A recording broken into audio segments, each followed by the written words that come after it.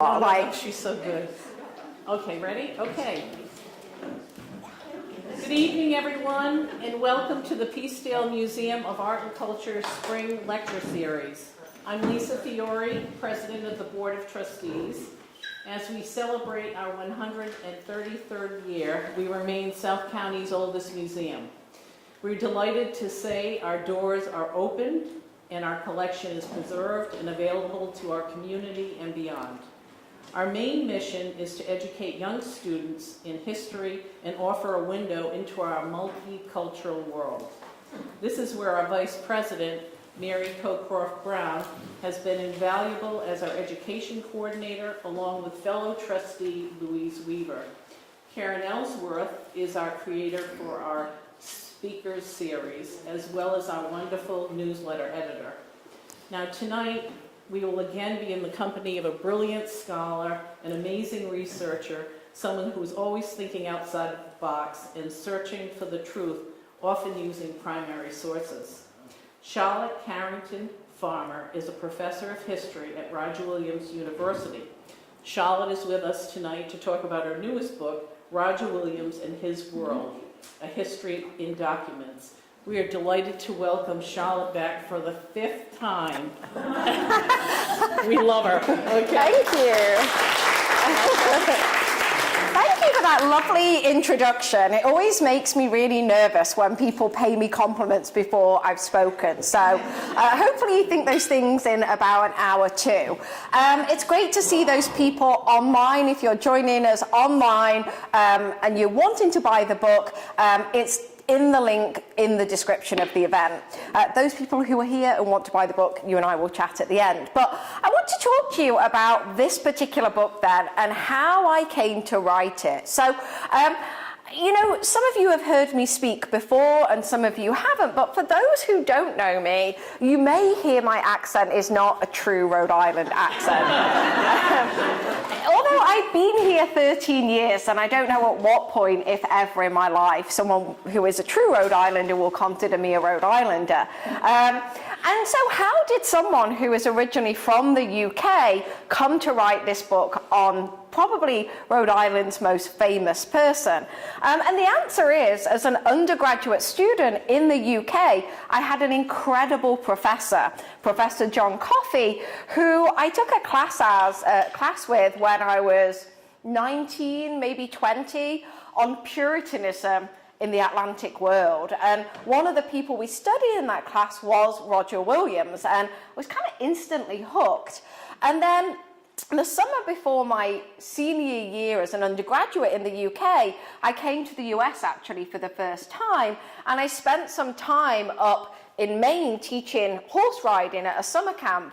But after that, a group of friends and I traveled the whole of the East Coast, and I came to Rhode Island for the first time. And after learning about Roger Williams in class the year before, it became clear to me that I wanted to continue my study. So I actually wrote my undergraduate thesis as a history major in England on Roger Williams. I'm 42, so that's well over 20 years ago. So I've been thinking about him a really, really long time. He went on to be part of my master's thesis, my PhD, and then in 2012, when the job came up at Roger Williams University, I emailed my old advisor, said, like, is this a sign? And he said, yeah, it kind of is. And so I took the job, and one of my greatest pleasures at the university is teaching about our namesake. So I teach a first-year seminar called Roger Williams and His World, and I published a book chapter on him a couple of years ago, but it became really clear to me that as I'm teaching, it's not just what do we know about him, but how do we know about it, right? I think this transparency as historians is really important, and I felt like there were many books on Roger Williams, but nothing that was really accessible in terms of the primary sources that he writes and people write about him. So I felt like that's what I wanted my book to be. And then as I was working on this, I've been working on this book many, many years. In 2020, Plymouth Patuxent Museum asked me for Women's History Month in March to give a talk on Roger's wife, Mary, because Roger and Mary lived in Plymouth for 2 years in the 1630s. I said, sure. Thinking, I'll cobble something together. Surely someone's written something on Mary. And it turned out that no one had.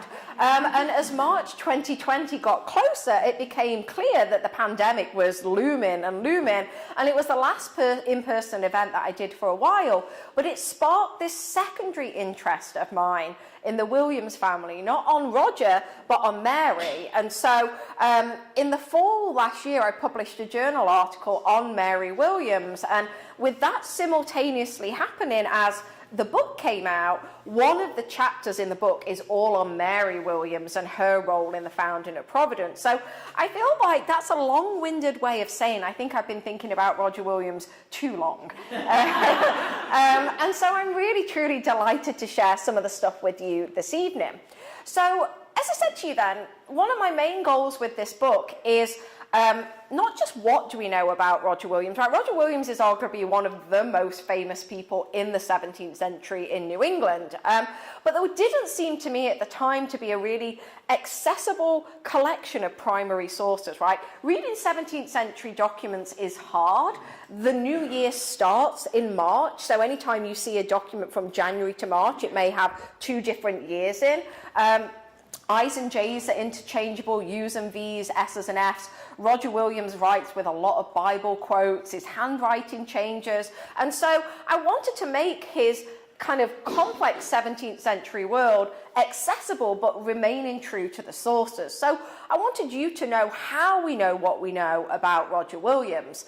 Now, the publisher I chose is it's a really awesome academic publisher called Broadview. And as you'll see, one of the cool things about this book is, the first half is kind of an introduction to Roger Williams and his world, but the second half is all primary sources, setting him in his context. And I wanted to include not just Roger Williams' greatest hits, the things we all know about him, but I really wanted to humanize him. So in there are letters, him like begging his wife to join him in England, and she doesn't. There's a letter from a woman called Anne Sadler who hates him and wants him dead. There's some stuff about native peoples that portrays Roger in a good light, and then there's some stuff in here in terms of primary source letters that show him in a more complicated and complex way. So I wanted to kind of show him in all of his world for better and for worse. And so this is a screenshot of the book. And the reason really why I chose Broadview is they have these really awesome wide margins, and you can see them on the screen and you can kind of see them here.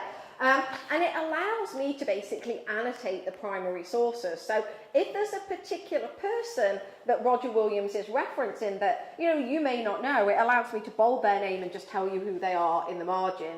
There's a really weird 17th century terminology, or, piece of Latin writing, or, a date or an event that I think just needs a bit more context. It allows me to kind of explain that in the margin. And the other cool things, you can't see it very well, but it's there, is it allows me to include Indigenous commentary on the text. So my good friend Lorenz Spears, who's Narragansett, she's the executive director of the Tomaquat Museum, she went through the book in various drafts and offered her commentary as a contemporary Narragansett culture keeper on what she's interpreting in the document. So, in the margin, sometimes you'll see some of Loren's commentary in there, which I think is really, really important too.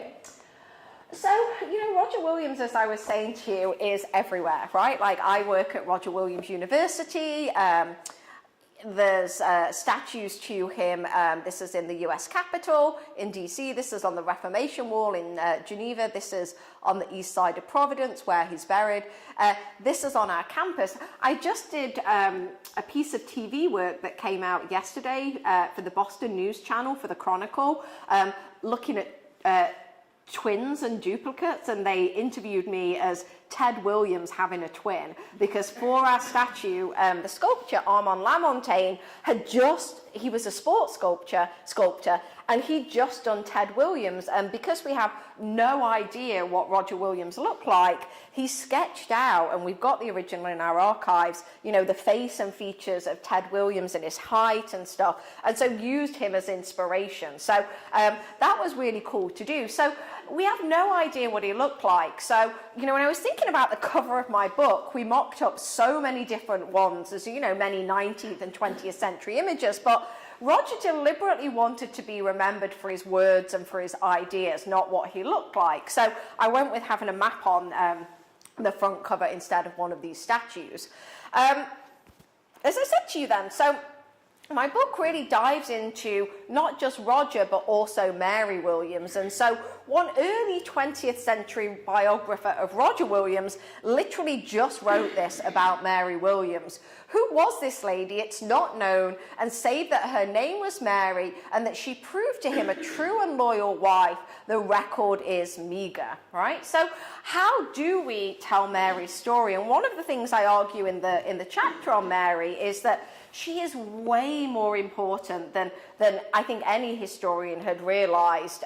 She is the head of the family for not just weeks or months at a time, for years at a time, when Roger is not only trading at his trading post down at Cochamscusset near modern-day Whitfield, when he's doing diplomatic work in Indian country, when he goes back to England twice, once in the 1640s and again in the 1650s. And in the 1650s, he's gone for a couple of years. So she is making many of the important decisions in a way that we just hadn't realized. And so I really wanted to highlight not just Roger Williams, this is like lone hero, grand man on his own found in Providence, but to contextualize that with the role that Mary plays. And so that's why she's a chapter in my book. And if you're interested in Mary, I can happily talk more about her in the Q&A.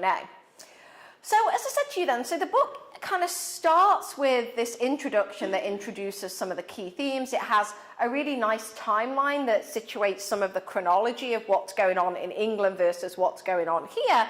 But the main bulk is all the primary sources. And so part one of the primary sources is focused on Roger Williams' experience in England before he migrates over in 1631. And it's all about the persecution that he experienced. So anytime you see a historian claiming to know when Roger Williams was definitely born, they are either lying and making it up, or they've had some incredible new discovery of documents. And I think it's more the first than the second. And that's because we know where he was born and we have a rough estimate, but his baptism records were destroyed in 1666 when the Great Fire of London swept through, and his parish church, St Sepulchre without Newgate, part of the church burnt down, and that's where the baptism records were kept. And Roger references his age a couple of times during his life,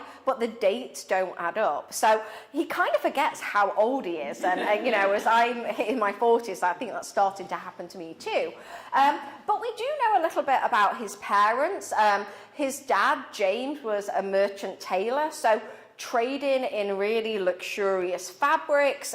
It seems likely to me that he would have taken the young Roger Williams down to the River Thames in London as the ships were coming in from all over the world, and perhaps had at least some working knowledge of multiple languages in order to be a businessman. And again, I think that has an impact on Roger Williams because that's his job when he's living in Rhode Island, right? He's a trader, he's a businessman, not trading in the same things as his father, but that similar skill set of having a trading post, I think, is instilled in him from a young age. And we know that his mom in later life actually runs an inn.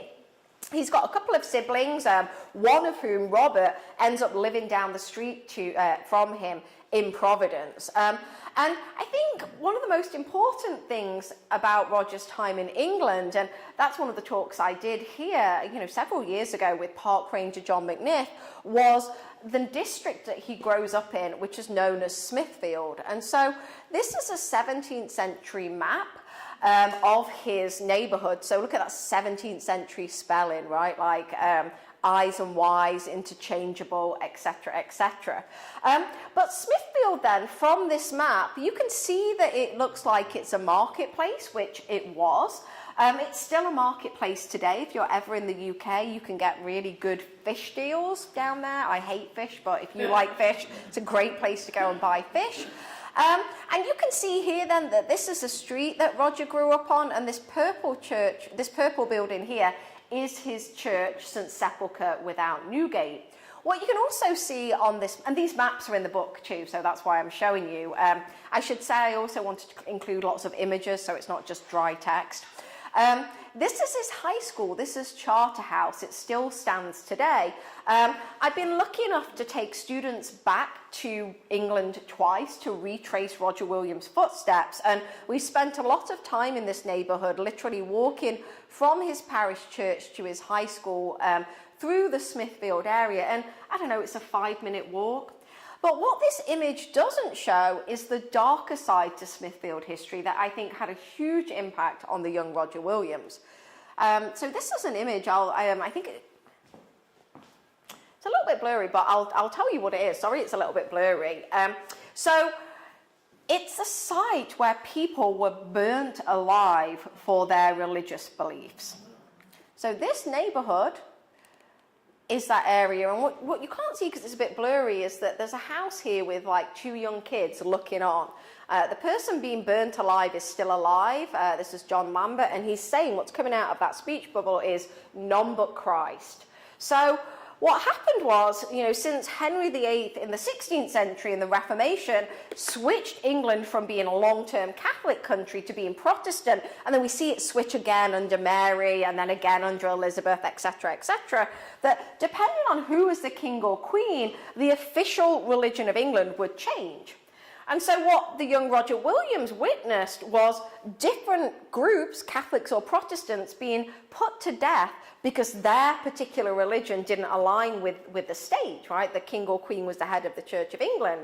And so that led to a lot of false conversions, right? And the people being executed one day may be different if the monarchy changed their mind overnight.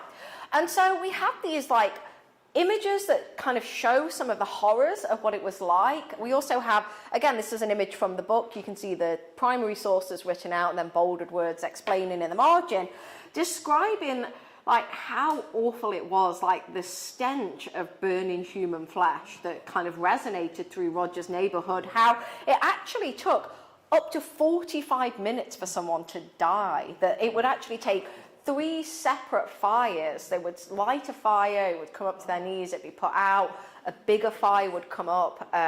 I don't want to gross you out, hopefully no one's eating, but like we have these like accounts of people's genitals dropping off, their arms kind of gluing into their chest while they're still praying, and then it's normally on that third fire, I can tell everyone's faces like this, right? I know, I was just teaching this in class and my students had the same reaction, and it's only when that third fire comes up that eventually the people would die. And I share that not to, you know, be crude or vulgar, but to give you a real sense of Roger's neighbourhood and the specific history he knew about the state interfering with religion. Because, you know, growing up in that neighbourhood, and one person just down the street from where Roger is put to death theorizes about religious freedom and dies in the prison, right? So it's a really controversial idea, and this is what he grows up with. And again, I think this has a huge impact on him founding arguably the freest place in the Western world at that time when he founds Providence in 1636. So the book doesn't just start with the founding of Providence, it sets that radical experiment in religious freedom in its context in England. And so here's some pictures that I took the last time I was in England.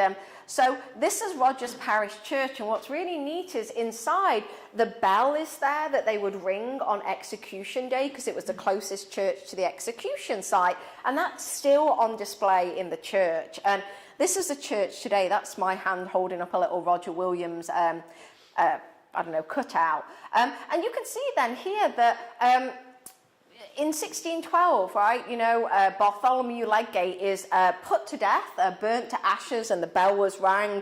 And Thomas Helwaite, right, dies in prison for basically advocating for religious freedom. He says, you know, the magistrate is not to meddle with religion or matters of conscience, nor to compel men to this or that form of religion. So that's exactly what Roger Williams not just theorizes about, but puts into practice in Providence. And here people are rotting away in prison for having this very idea. So it shows you how radical Roger Williams' idea was. So after finishing Charterhouse, so this is Charterhouse's high school today. If you ever get the chance to tour, I highly recommend it. They've got a little plaque to Roger Williams on the wall. And whilst Roger is, you know, a young teenage boy, he comes under the influence of one of the most important people in 17th century England, a guy called Sir Edward Coke, who eventually goes on to be the Chief Justice of England. And Roger Williams essentially has taught himself shorthand, and he basically works as an apprentice, as an amanuensis, following Sir Edward Coke as a really important lawyer into places such as the Star Chamber, taking notes for him. And this meeting with Sir Edward Coke changes Roger's life, right? Like, he is able to go to Charterhouse and then later on to Pembroke College at the University of Cambridge. So this is a later 17th century map of Cambridge, and here's the little Roger statue back in the Pembroke grounds. And I think it's really fascinating to think about Roger Williams as a university student, right? Like, I think we all think of him as this kind of, I don't know, like older guy having these big ideas, but he too was a student as well. And one of my favorite documents, one of my favorite pieces of research for this book was spending time in the archives at Pembroke College looking at the documents pertaining to Roger Williams as a student. And I can't remember if I said this when we had the thing with John McNiff or not, but this is the matriculation book. So I went to Cambridge too for grad school, and these books are pretty much still the same, right? So trust me when I say these books are formulaic, right? They're all about this thick, this big, and they follow the exact same pattern. So it always has the date underlined. They're in Latin. It normally says the name of the student, their age, where they're from, if anyone is sponsoring their position.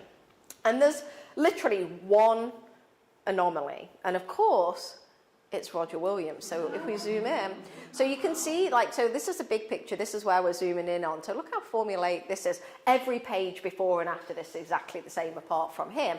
And the date is just not underlined, and it just says Williams and a period, a full stop.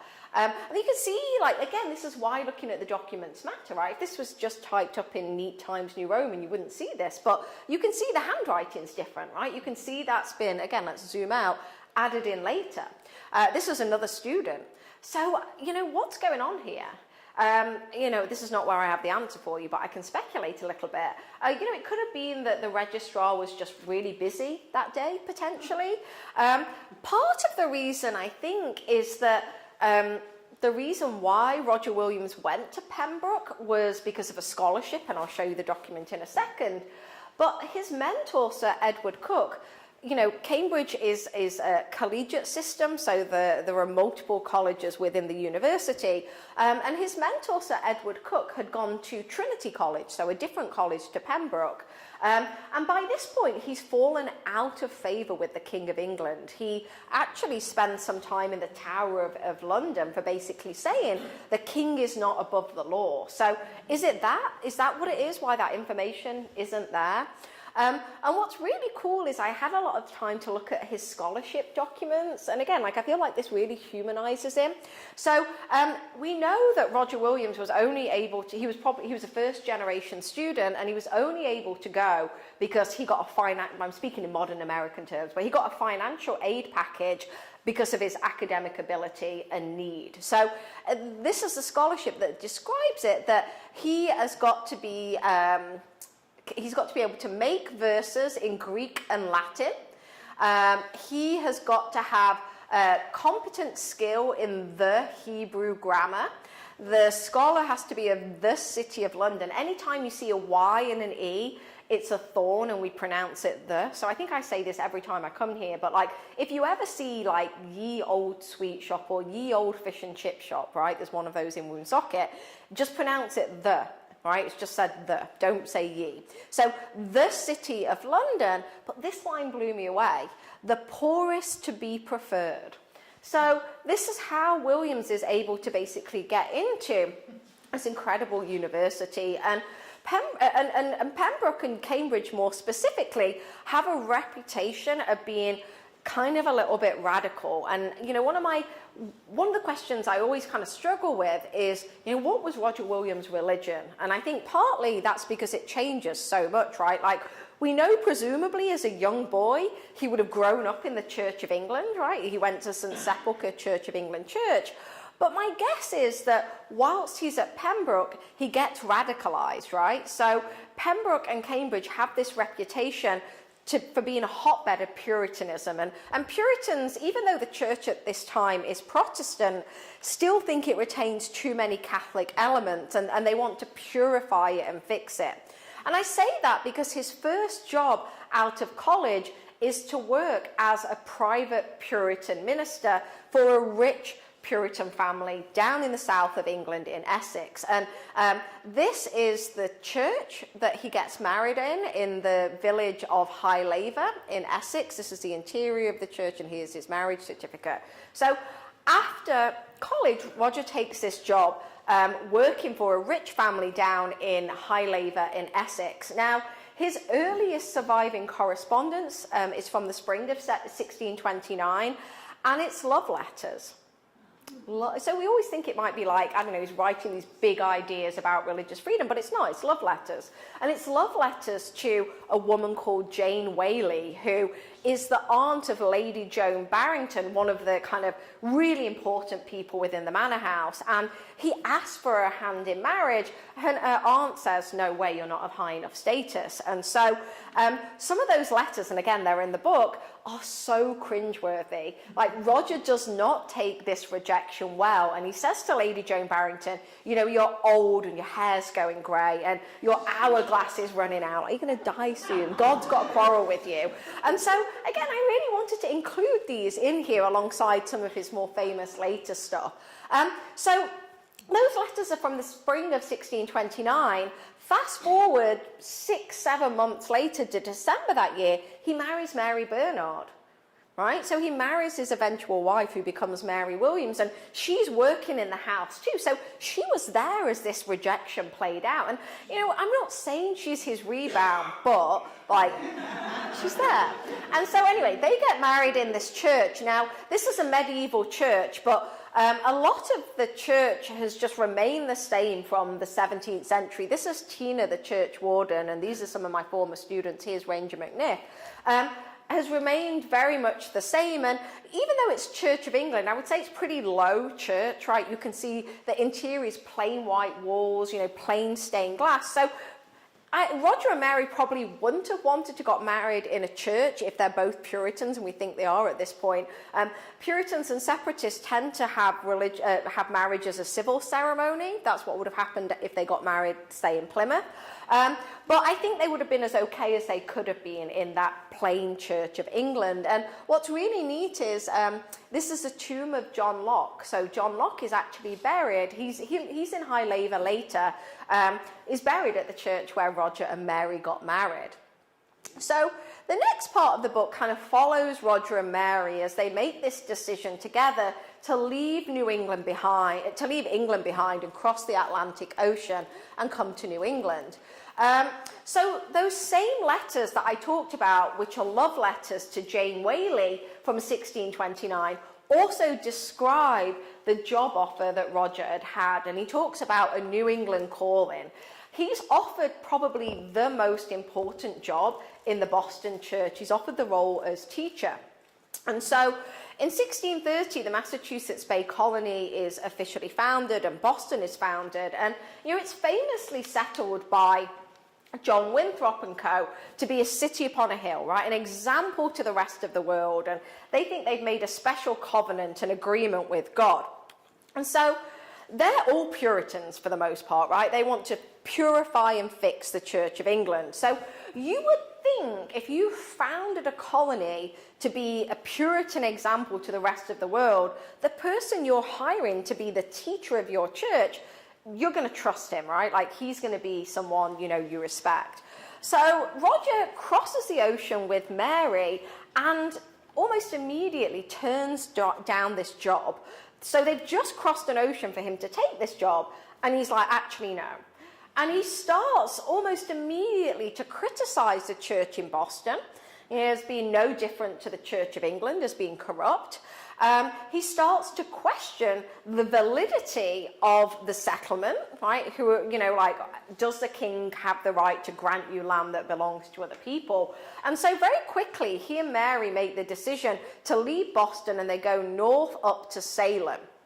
And what's really clear is at this time, you know, he just can't settle, right? So he makes the decision again in that same year that he's just crossed the ocean to go down to Plymouth, right? Plymouth is a separate colony at this point.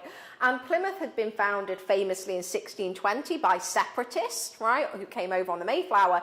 Now, if Puritans are here and they want to purify the Church of England, the separatists are over here, and they think it is so corrupt and so Catholic that the only solution is to separate away from it completely.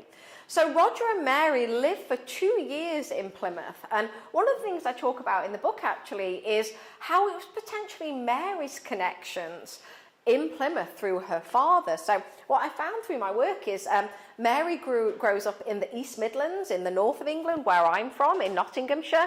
And through her father, the Reverend Richard Bernard, she knows many of the people who eventually come on the Mayflower. So you know, it seems likely it's those connections that take them to Plymouth. And that's something that I hadn't realized at all. And so they make this decision, and it's Mary's connection. And just going back here, you know, people say to me, you know, why did he leave England? And, you know, we were joking about, like, the love affair with Jane Whaley, but Roger and Mary remain in that house for a couple of years after that whole, like, saga plays out. So I think that's part of the reason, right? The uncomfortableness of being in that household. And I think it's also because of the persecution.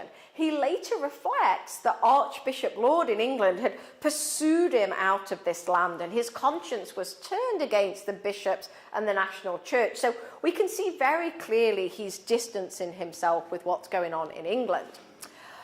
So things don't go well for Roger, right? You know, I told you he moves around, right? Can't seem to settle. And after Roger and Mary have lived for a couple of years down in Plymouth, they make the decision to relocate back up to Salem.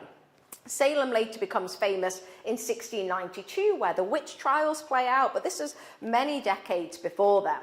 And so between 1633 and 1635, Roger and Mary build a life in Salem, right? They'd had their first kid down in Plymouth. They eventually had their second kid up in Salem.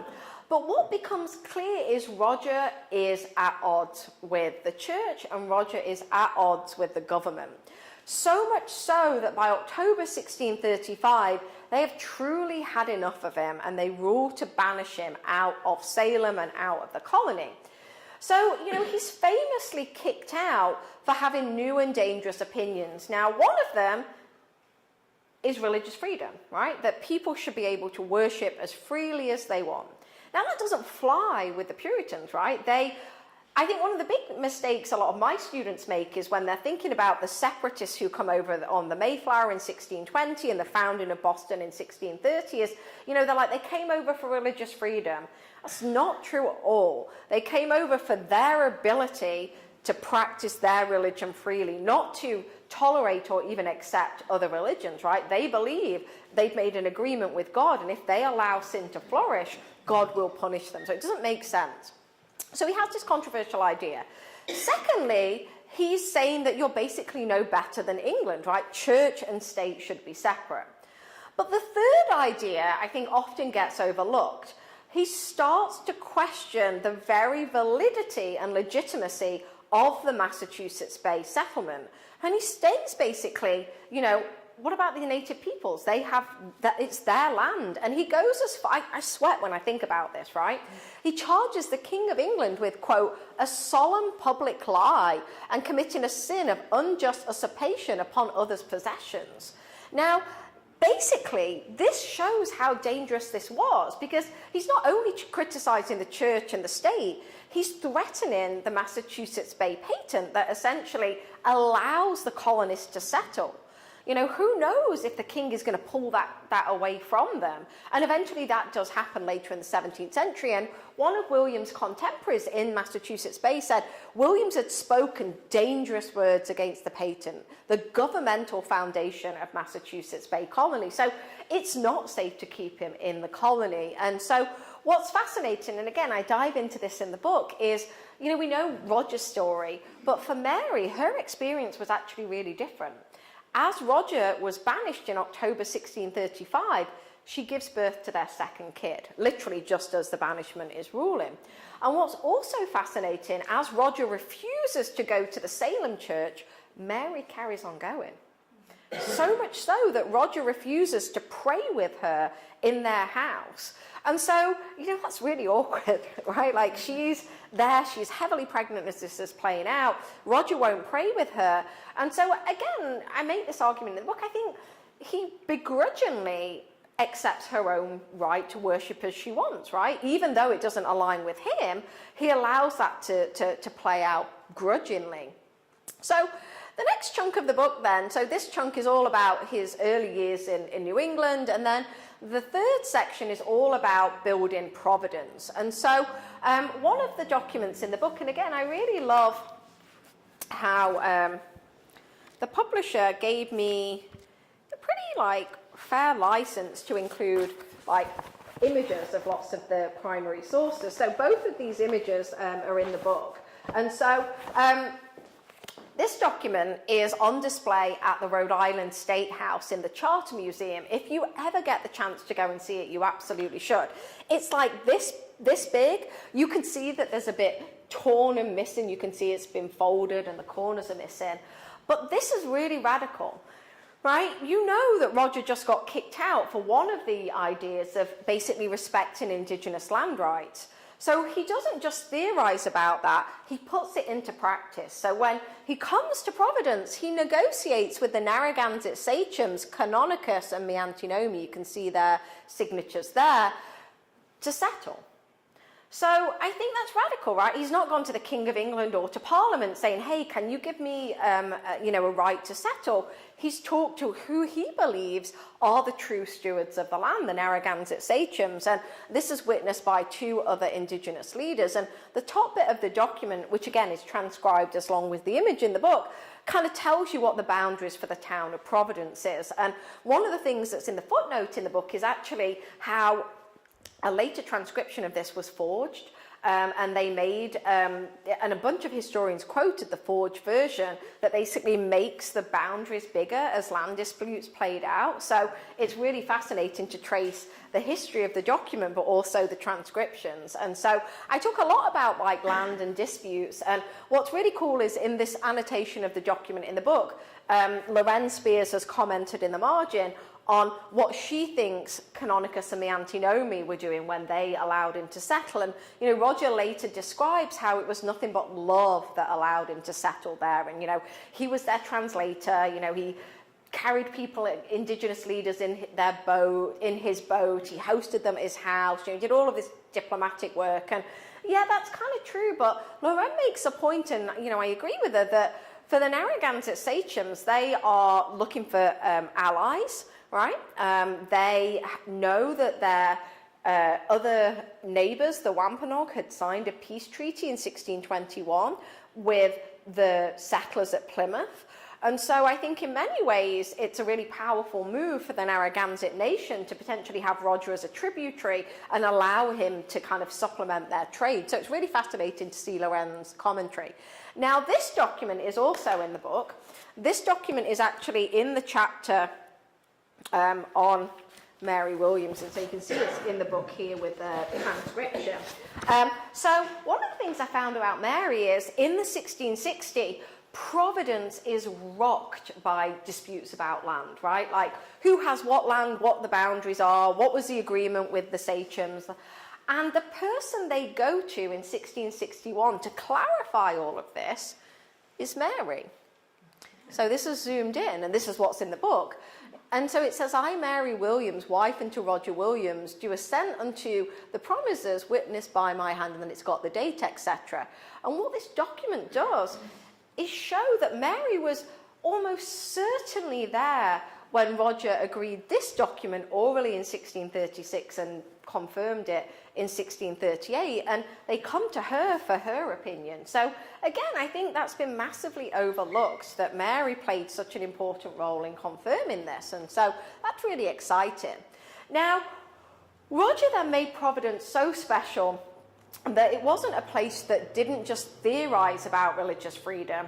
It was the freest place in the Western world where people could practice whatever religion they wanted, or no religion at all. Now, you saw on the previous document that Roger negotiated with the sachems for the land, but the neighbouring colonies did not respect that. So what that meant was, retroactively, once in the 1640s and again in the 1650s, Roger goes back to England to negotiate with Parliament to get a charter. Now, in 1649, England is a mess, right? They chop their king's head off. They're in the midst of civil war, really throughout the mid-17th century onwards. And so what happens is, in the early 1640s, they are able to negotiate an agreement with Parliament that Providence can stay as it is. But when civil war plays out and the king and the monarchy is restored in 1660 and Charles II takes the throne, they're like, we don't respect that, right? The Parliament that chopped my dad's head off negotiated that. So what happens is, I think the unsung hero in this story is a guy from down in Newport called John Clark, who stays in England right until the charter is confirmed in 1663. And it's confirmed by Charles II, and you can again see this in the Charter Museum. You know the little land evidence that I showed you from 1636 to 38 with the Narragansett signatures on? That's this big. This is like this big and 3 pieces of it. It's, again, it's in the book. And it's really decorative, it's ornate. The Charter Museum has done an incredible job of interpreting it. And Charles II image dominates it. Now, my good friend who works up for the State Department in the Charter Museum has told me this every time I go, and I just ruin it for everyone else too. She said, this was the image that inspired Disney's Captain Hook. And now I've seen it, I can't unsee it, so I want to ruin it for you too. And so I just can't unsee this. And so what's really awesome about this document is that it sets down from the King of England the ideas that have been in practice on the ground since 1636 in a formal way in the Charter. And so I've just pulled, a couple of sentences that I think show how important this was. It solidifies separation of church and state and religious freedom. So the Charter is a lively experiment. So experiment means demonstration at this time, with a full liberty in religious concernments. Nobody could be molested, punished, disquieted, or called in question for any differences in opinion in matters of religion. And I cannot tell you how extraordinary that language is in the 17th century. There's nothing else like it at this point. Now, when Roger is in England for the first time, he publishes a couple of different books.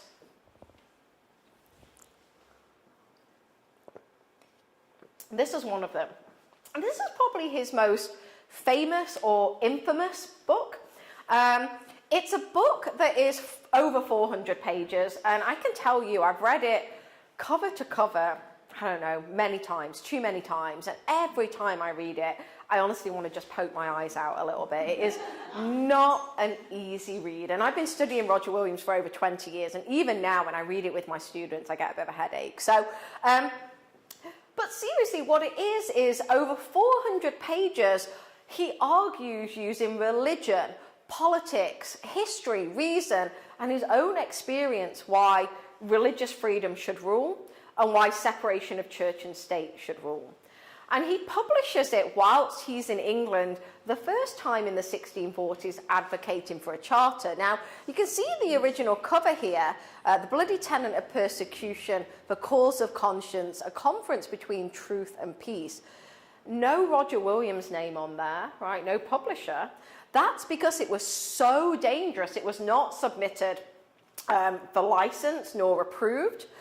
It was actually burned and banned. It was actually burnt by order of the public hangman in London. That's how dangerous these ideas are of religious freedom and separation of church and state. So, we think they're great ideas today, but this is how controversial they were in the 17th century. And again, that book is in here. It's one of the primary sources. And, I pulled just one of the quotes to share with you this evening. He says, quote, "God requireth not a uniformity of religion to be enacted and enforced in any civil state. Christianity can flourish anywhere. The government of the civil magistrate extendeth no further than over the bodies and goods of their subjects, not over their souls." So soul liberty rules. And in one of the letters that he writes, not in the book, but in a letter, he goes as far as saying forced worship stinks in God's nostrils. That's how abhorrent it is. And so, he's not this multiculturalist who is ahead of his time or a secularist. He's a deeply religious person. He's a religious fanatic by 17th century standards and by our standards, but he believes religious freedom is that important.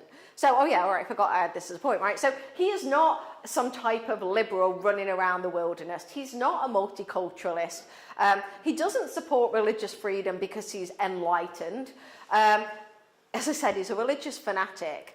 He's banished. His masterpiece, The Bloody Tenet, was burnt. Providence is a mess, right? Allowing people of all religions to settle led to conflict and discord. So his neighbours fought. He had to live alongside those he despised. In the book, there's a chapter on Samuel Gorton, who settles and causes all kinds of messes for Roger, but he settles, right? He hates the Quakers, but he allows them to come to Newport to debate. His colony was viewed with contempt, right? They call it the sewer, the latrine of New England. His long-term acquaintances like Anne Sadler wished him dead. His house and town were eventually burnt down in King Philip's War, and he lives his final years in poverty. But he was successful, right? He used theology to advocate for those other people to worship freely. And what's really fascinating, I think, about Roger is that he's not the first person, and again, I talk about this in the book, to theorize about religious freedom. He's not the first person to theorize about separating in church and state, but he is the first person in the Western world at this moment to build a place from the ground up with the lived reality of religious freedom and separation of church and state. So he goes further beyond all these more famous people, and he creates this space. And so what's interesting as well is that he doesn't just negotiate it with the sachems. He's eventually able to get that charter from the King of England to protect these incredible ideas, and creates this freest place in the Western world. Now, Mary then, as I say, features strongly in the book. And again, I'll happily talk more about her in the Q&A, but what's fascinating to me is a couple of things, how she is so well connected with other leaders in New England through her father. We only have one surviving copy of her correspondence. Again, this is in the book. And so for Roger, we've got hundreds of letters that he wrote that survived. There's the books he published, all kinds of things. But this is housed at Mass Historical Society, and it's the only known surviving copy of Mary's handwriting. It says, "For my dear and loving husband," and it's scribbled out Roger Williams at Narragansett. So how do we tell her story if we've only got these few words on the back of an unsent letter to tell that? And so the book explores, how can we build a complete picture if this is all we've got? So the final thing I want to talk to you about, I did it slightly out of order. I've talked about religious freedom, which is the final part, but I want to go back to this fourth section and talk to you about Indigenous peoples. And I'll talk for maybe another 3, 4, 5 minutes, and then I'll take some questions and whatnot. So I wanted to do the best job I could to capture all of the different ways Roger Williams interacts and writes about native peoples in the Dawnland. And the Dawnland is a contemporary Indigenous term to think about the area that we now know as New England. And as I say, in a lot of this section, you can see Loren Spear's commentary, and that was really important to me to be able to do that for a couple of reasons, right? You know, Roger was a student of the Narragansett language.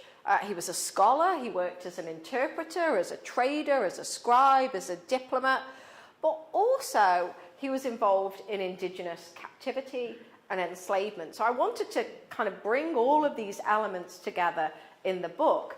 And one of the things that was really important to me was in the marginal notes was to make it clear that whilst all these bad things happened to native peoples in the 17th century, and that legacy of settler colonialism still resonates today, that native peoples are still here today on their homelands, and that they have adapted and persisted and survived. And that's really important. And one of the sections in the book talks about how the Wampanoag in particular have used documents created to kind of wipe out their culture and language. So one of Roger's was one of many enemies, a guy called John Eliot, who sets up praying towns and translates the Bible into, I have it here actually, translates the Bible into Wampanoag.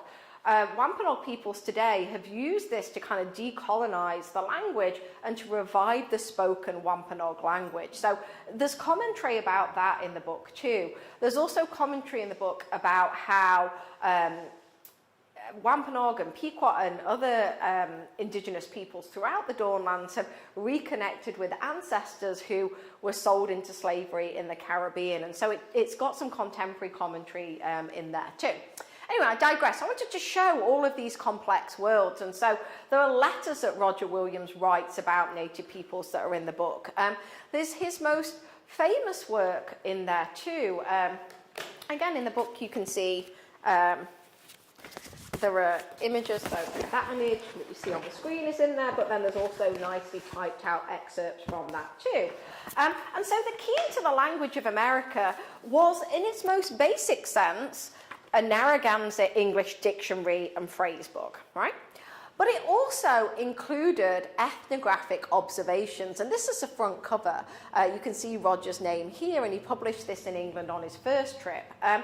In the 17th century, they don't believe in spoiler alerts on the front cover of the book. So the front cover tells you exactly what it's going to be about. So that it's a help to the language of the natives in that part of America, and then observations on all these elements of their lives. And you can see the Narragansett words here and the English translations here. And it's my favourite published work of Roger Williams. If I don't like reading the bloody tenon, I love reading a key. And this is a quote that, we always want to share when we're feeling good about Roger Williams. This is one of his most famous ones, right? It says, nature knows no difference between European Americans in blood, birth, bodies, and so on. So everyone's equal, right? When he's talking about Americans, he means Native Americans. But he says, more particularly, boast not proud English of thy birth and blood. Thy brother Indian is by birth as good. So everyone's equal. Of one blood, God made him and thee and all, as wise, as fair, as strong, as person all. So he's saying everyone's equal in God's eyes. And again, in the book, there are images of modern-day Weetus from Plymouth Patuxent Museum, and I wanted to set Roger in context to some of the other missionaries. So, I mentioned John Eliot, who is in the Massachusetts Bay Colony, trying to convert native peoples to Christianity, forcing them to cut their hair, read the Bible, live in European-style dwellings, and Roger hates this, and he publishes this book, Christenings Make Not Christians. Essentially, he's so fearful of false conversions that he just doesn't believe it's possible or the right thing to do. So I wanted to include that as well. And this is the final thing I'll share with you. So in the book, there's 2 chapters on the 2 main conflicts that rock New England in the 17th century, part of what Loren Spears describes as the wars for New England, right? The first one is the Pequot War that plays out in the 1630s, and then the second war is King Philip's War that plays out throughout the 1670s. And in both of those wars, and again, these documents are in the book, Roger Williams plays a complicated role, right? So in the Pequot War, he famously keeps the Narragansett out of the war, right? He works as a diplomat. He liaises, even though he's just been banished the year before, with the other New England colonies.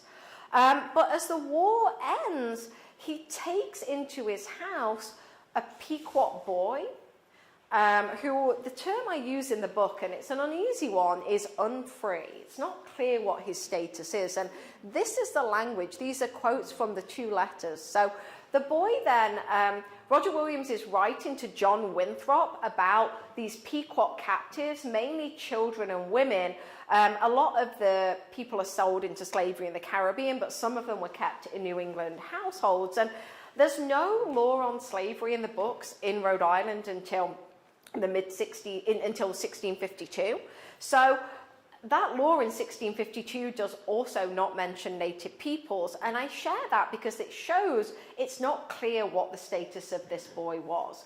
We have accounts for Pequot women who were raped after the war in households in Boston, and we have accounts that some of them were taken in as family members, so it's not clear what the status of this boy is. But this is what Roger writes. He says to John Winthrop, "I'm bold, if I may not offend in it, to request the keeping and bringing up of one of the children. I fixed mine eye on this little one with red about his neck." In a previous letter, he said, you know, we need some identifications, red and yellow marks, so Narragansett people are not incorrectly captured. "But I will not be peremptory in my choice, but I will rest in your loving pleasure for him or any." So Winthrop writes back, says, yeah, no problem. And then this is what Roger says. "Sir, I desire to be truly thankful for the boy intended. His father was of Sasquat, where the last fight was, and fought not with the English, as his mother, who is with you and 2 children more, certified me. I shall endeavour his good and the common good in him. I shall appoint some to fetch him. Only I request you would please give a name to him." So it's clear that this boy has a mum, has siblings, presumably already has a Pequot name and is having that taken away from him. And he's taken into the house of Roger and Mary. And it's not clear if he's indentured for 5 or 7 years or what happens to him later. In a letter from the year after, he refers to Will, my native servant. So it could well be that boy. It might be another boy.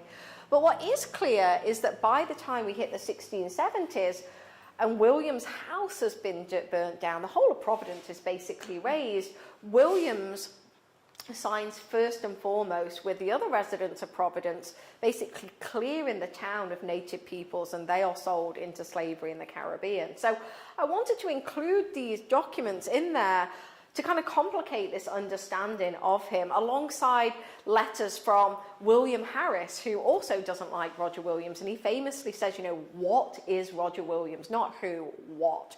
And so I wanted to kind of present this more complicated picture of him alongside this well-known and well-loved image. So I'm going to stop right now. I'll happily take some questions from folks. Thank you for listening to me. What questions do we have?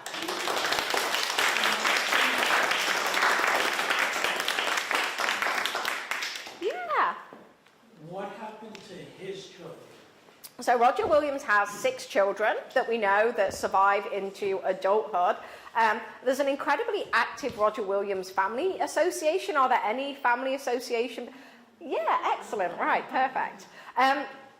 So I was lucky enough and privileged enough to be made an honorary member of the Roger Williams Family Association a couple of years ago for the work I've done. And 5 of the 6 children have children.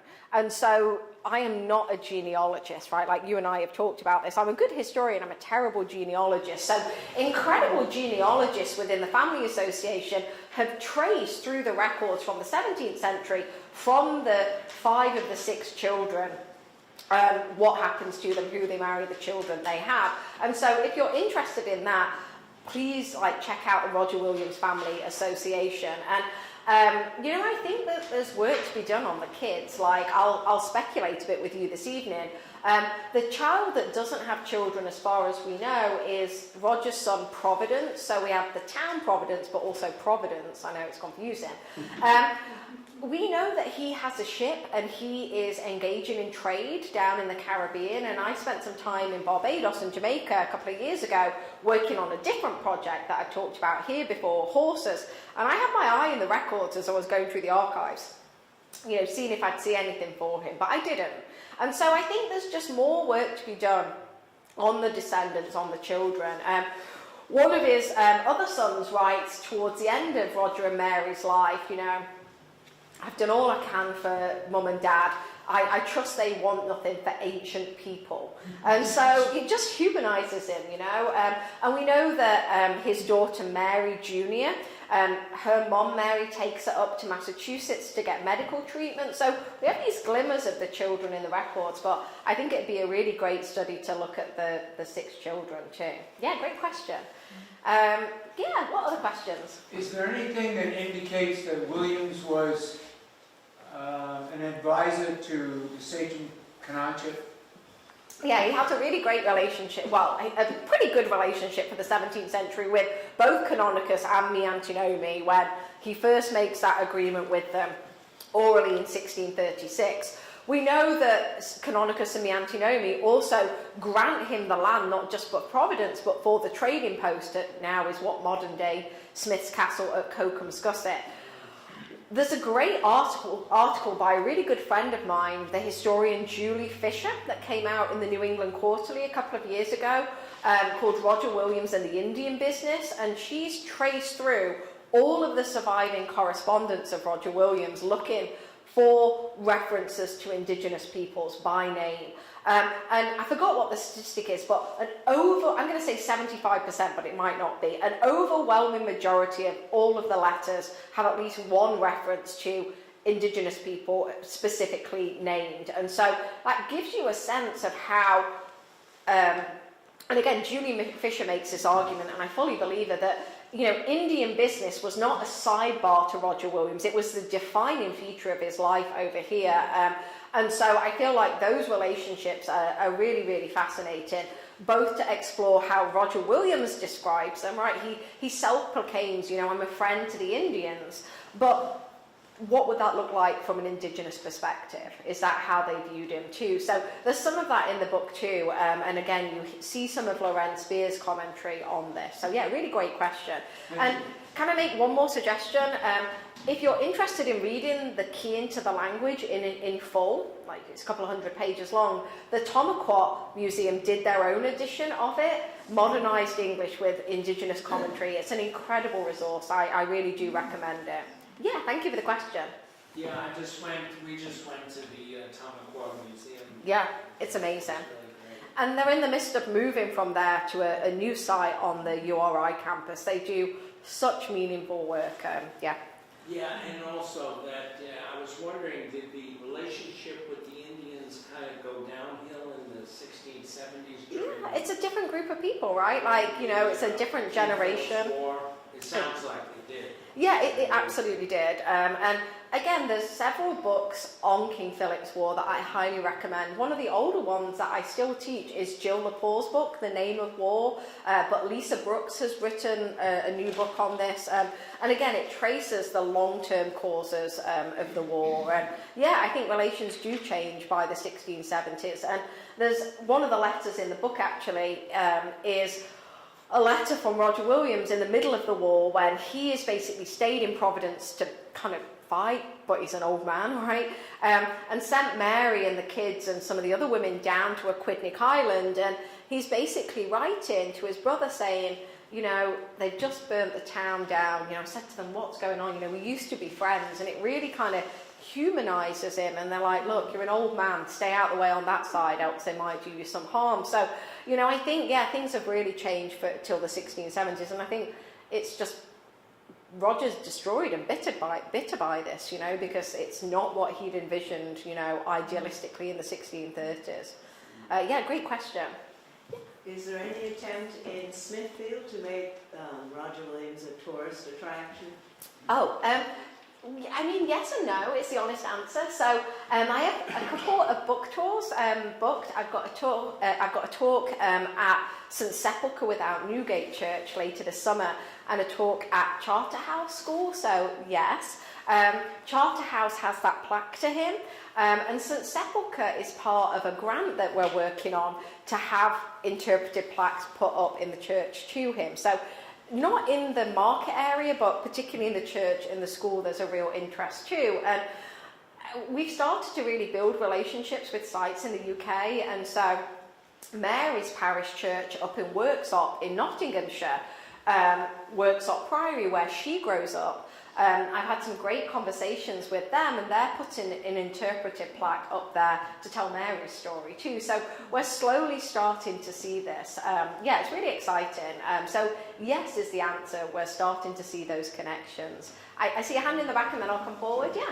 So in his going from saying the original Plymouth and Boston charters were a lie to working hard to get one for Rhode Island, was that a pragmatic effort to protect himself from the other Yeah, I think colonies? so too. I think he sees the legitimacy of the original agreement with the sachems, but he's also a diplomat, right? Like, he knows at this point that Providence and Aquidneck Island are like prime real estate by this point in the 1630s, and you know the trading connections that have already started by that point down with the Caribbean and the West Indies, and so he knows what he's got to do to protect it. And you know it's this uneasy compromise, right? Because he's said so many bad things about Charles II's dad, Charles I.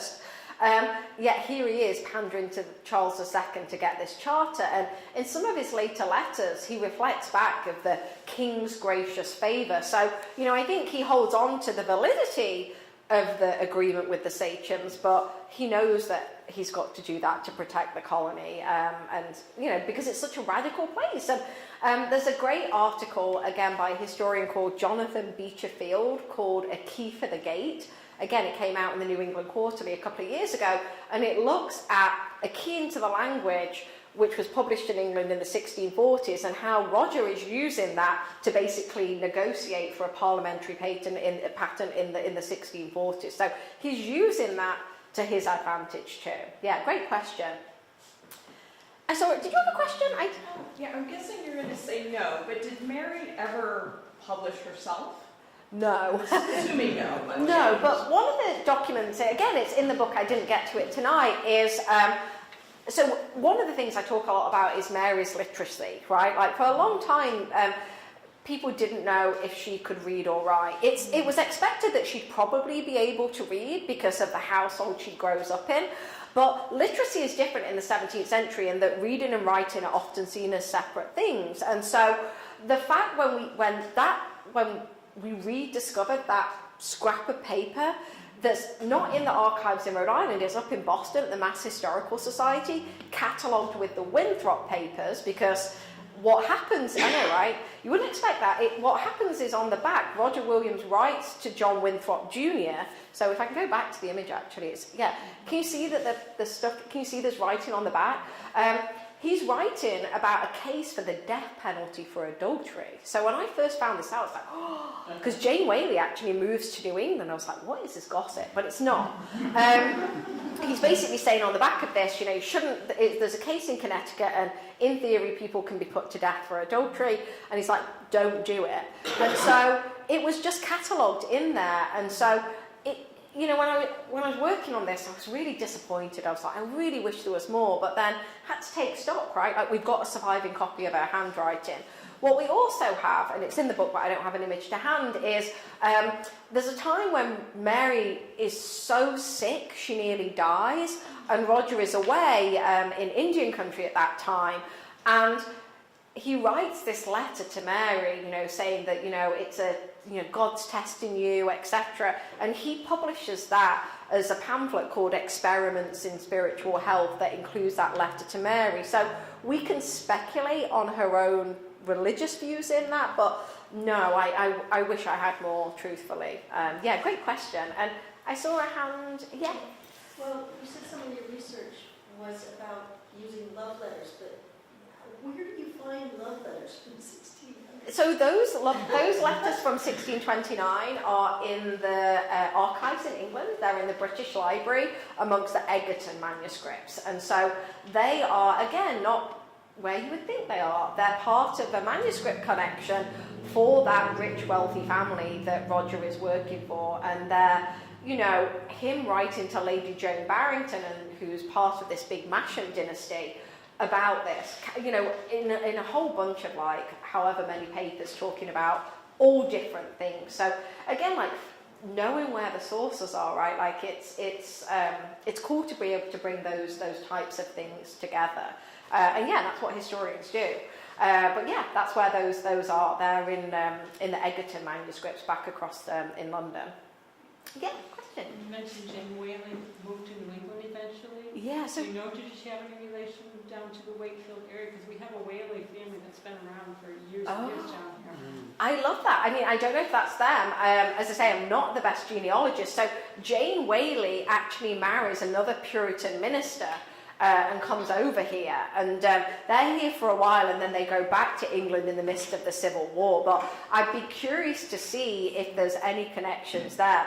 A whole bunch of her family get caught up in the Civil War, and some of them are actually regicides involved in the King's execution. So, like, they become a really radical family in England. But I'd love to chat to you after about that. Yeah, great question. And the Charter Museum, I've never heard it. Where is that? Oh, so the Charter Museum is at the Rhode Island State House. So it's part of the State House. Yes, it's in the State House. It's on the ground floor. The charter's on display. The land evidence is on display. It's awesome. Please do go check it out.